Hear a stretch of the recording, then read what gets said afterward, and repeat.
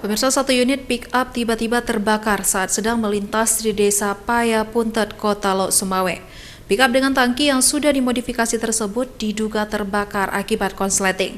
Akibatnya supir mengalami luka bakar.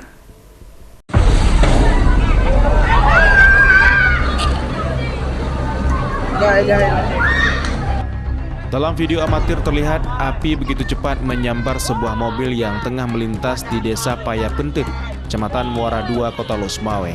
Diiringi dentuman suara ledakan, kobaran api langsung melahap mobil jenis pick-up tersebut. Warga sekitar lokasi panik dan berusaha membantu memadamkan api.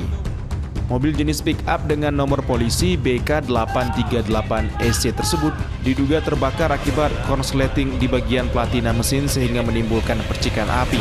Dari hasil pemeriksaan kepolisian, di bagian belakang mobil tersebut ditemukan tangki minyak yang telah dimodifikasi sehingga muatan bahan bakar minyak mencapai 150 liter melebihi kapasitasnya.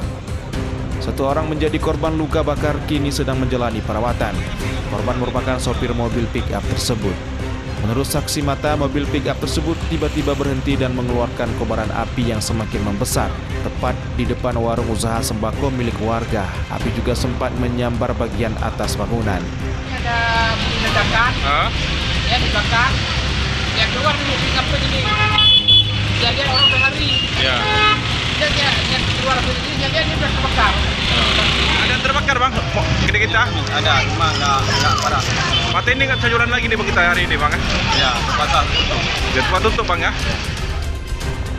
Hingga kini pihak kepolisian masih terus melakukan pengembangan lebih lanjut terkait dugaan penimbunan bahan bakar yang masih terjadi di Lok Sumawe. Terlebih pihak Pertamina telah memperlakukan QR Code untuk pengisian BBM bersubsidi. Dari Lok Sumawe, Muhammad Jafar Yusuf, iNews melaporkan.